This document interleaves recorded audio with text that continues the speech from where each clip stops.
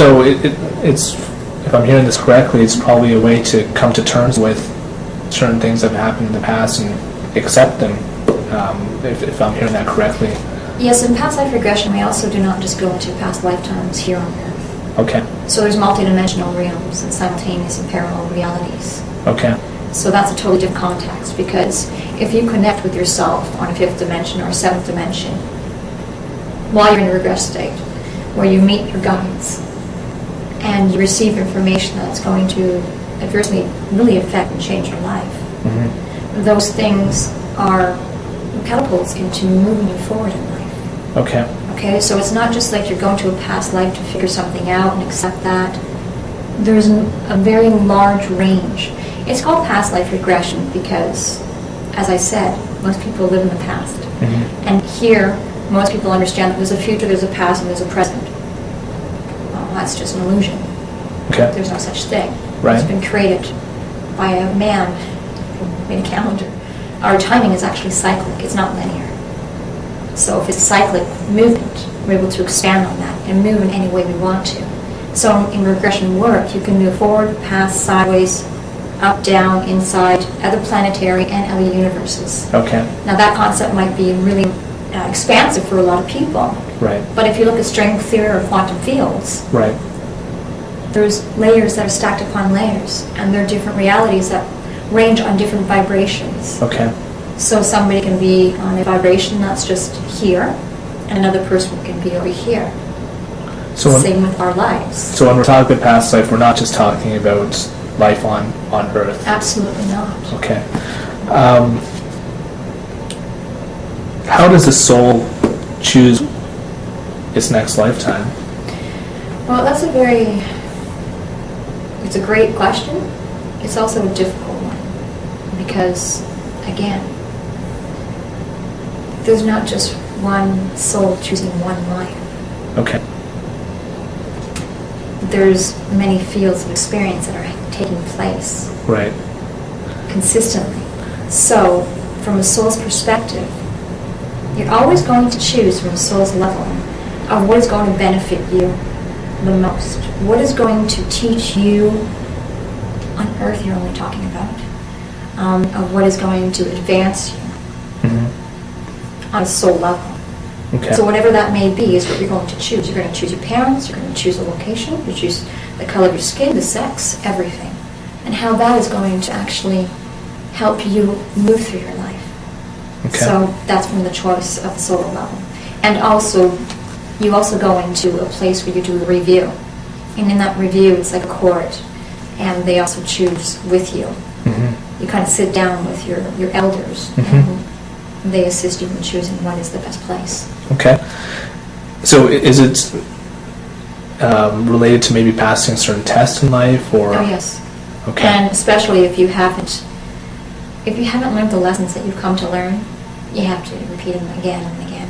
And most people repeat them sometimes 20, 30 lifetimes. Right. Because you don't get the lesson.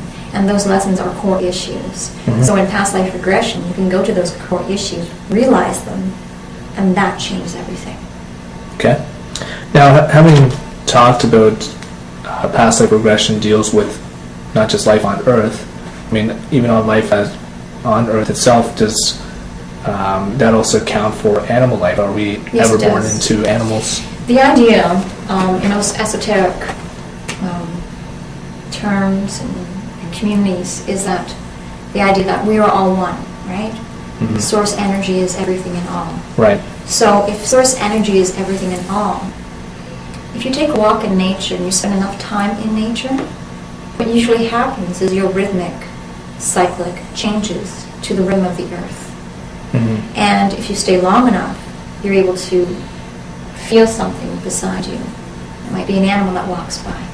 It might be a plant that you'd be like, oh, what's that for? And you find out later on that it's an herb that could be helpful for you. Right. Well, the idea that everything is one and all really is true. You have been everything and all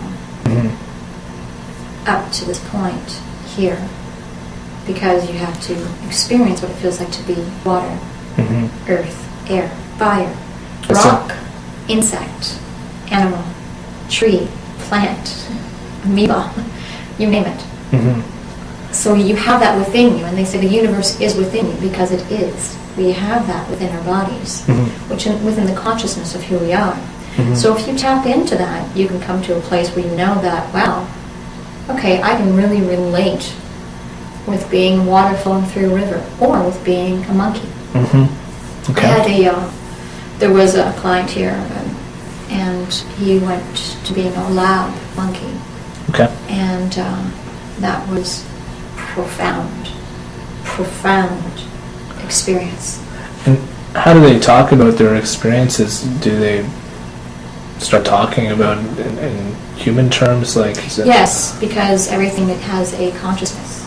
Okay. So, I mean, a monkey has a consciousness. Okay. But what happens also if somebody speaks a different dialect or comes from a different place, I always ask to be able to speak in English because that's how we speak here. I see. You know, so whatever the dialect may be, I just say, can you please change it into English so we can understand you? So with this particular one, with the monkey, right. I also see, hear, and feel everything. So I'm able to see what's going on, but I don't say anything. Right. I just let the person experience. Right. And then I might hear from the being that they are in the other lifetime for assistance to guide them. Okay. So with this particular one, with the monkey, it related so much to his life now.